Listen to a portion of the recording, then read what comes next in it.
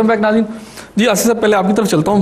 کس طرح دیکھتے ہیں آپ کراچی کے حالات کو اور حکمرانوں کی جو میں سمجھتا ہوں صفاقی کہہ لیں یا بالکل اس سے انڈیفرنس ہے, ایک ایٹیٹیوڈ ہے اور ساری لفاظی نظر آتی ہے, اور حکمران دعوے کر رہے ہیں, میٹنگز کر رہے ہیں, لیکن انسانوں کا جو قتل عام ہے وہ جاری ہے. شکریہ اسد صاحب, آپ نے اس پروگرام میں مدعو کیا اور جو تمہید آپ نے باندھی ہے میرا خیال ہے وہی لب لباب ہے کراچی کے حالات کی سنگینی جو اس وقت نظر آ رہی ہے ملک اور عوام کو, اور جس کنسرن کا اظہار اس وقت عسکری قیادتوں کی طرف سے بھی کیا جا رہا ہے, اس کے پیچھے ظاہر یہ دیکھنے والی بات ہے کہ سول حکمرانی میں اگر اس طرح امن و امان کا مسئلہ پیدا ہوتا ہے تو اس کا بالآخر مورد الزام سول سیٹ اپ ہی ٹھہرتا ہے. ماضی کے تجربات آپ دیکھ لیں, اسی طرح جو چارج شیٹیں تیار ہوتی ہیں وہ خاص طور پہ جو چارج شیٹ ہوتی ہے سول حکومتوں کے بارے میں وہ امن و امان کا مسئلہ ہی ہوتا ہے کہ امن و امان کو کنٹرول نہیں کر پاتے.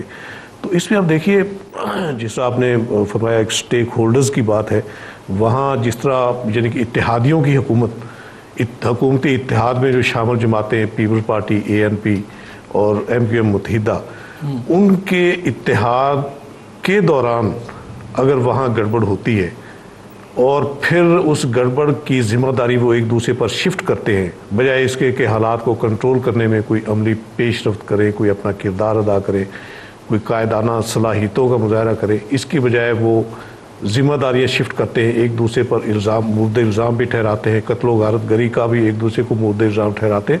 تو اس میں ظاہر ہے لیبل جو لگتا ہے وہ سول سیٹ اپ پر لگتا ہے. سلطانی جمہور اس کی زد میں آتی ہے کہ جب ہی ایسا دور آتا ہے جسے ہم یعنی کہ عوام کے مسائل سے چھٹکارے کا دور سے تعبیر کرتے ہیں, اس دور میں اگر عوام پر مصیبتیں نازل ہو رہی ہوں, قتل و غارت گری ہو رہی ہو, دوسرے مسائل کی انتہا ہو چکی ہو, غربت فاقہ کشی جس طرح اس وقت فیس کر رہے ہیں ملک کے عوام, تو اس میں قصور ظاہر ہے پھر سول حکمرانوں کا جب اس طرح قصوروار ٹھہرتے ہیں تو وہ ایک قسم کی چارج شیٹ ہوتی ہے. اچھا ابھی آپ نے فرمایا اور کہا کہ یہ الزام آتا ہے سول سیٹ اپ پہ.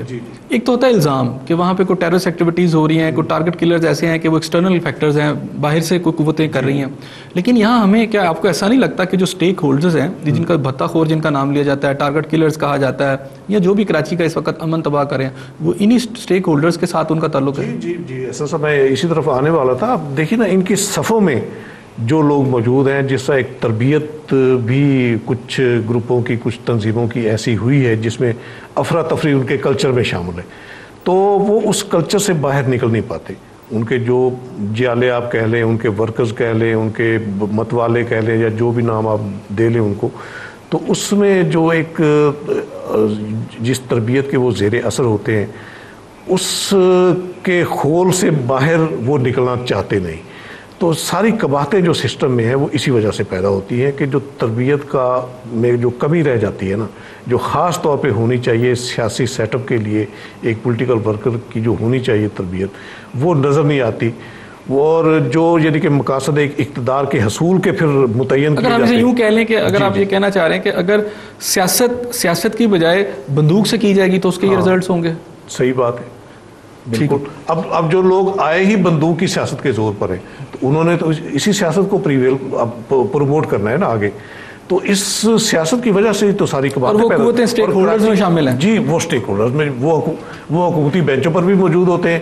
جب انہیں یعنی کہ ضرورت محسوس ہوتی ہے کسی دوسرے کردار کی, وہ اپوزیشن بینچوں میں آ جاتے ہیں.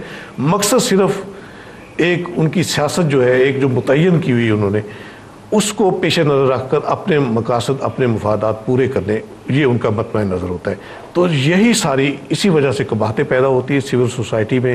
اس وقت جو افراتفری کی کیفیت ہے اس کا پس منظر یہی ہے کہ عوام کی ترجمانی کا جو حق ادا کرنا چاہیے پولیٹیکل فورسز کو, وہ حق ادا نہیں کر پاتی, بجائے اس کے کہ وہ عوام کے مسائل حل کرے, عوام پر بوجھ بن جاتی ہے, عوام کے مسائل میں اضافے کا باعث بن جاتی ہے.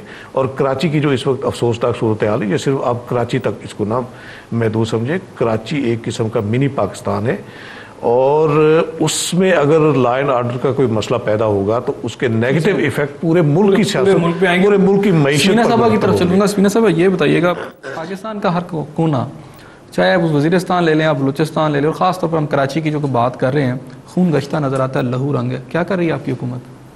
بہت شکریہ احسن، آپ نے اپنے پروگرام میں بلایا.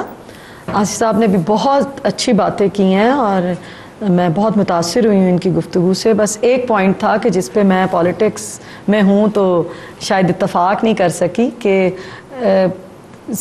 گولیوں کی، بندوق کی زد پر اور پریشرائز کر کے جو حکومت کی بینچوں پر بیٹھے ہوئے ہیں، ایسا جمہوریت ہے یہ، ایسا ممکن نہیں ہے.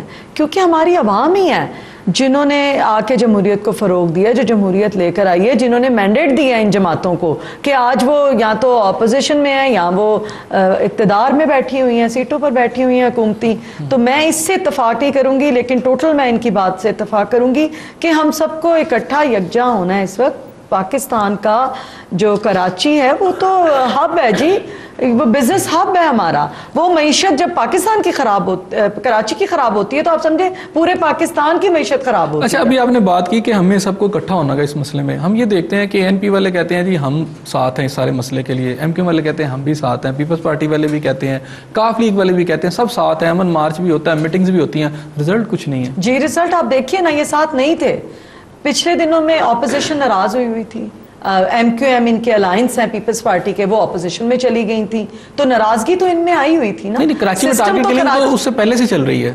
وہ تو آپ اگر 62 سے شروع کر دیں تو کراچی کا نظام تو گزشتہ 25 سالوں سے چلتا آ رہا ہے، کہ جب سے 17 سالوں سے ایک دور چل رہا ہے. اس میں تو اگر آپ ریسنٹلی کی بات کریں تو obviously سپیڈی ہوا ہوا ہے معاملہ.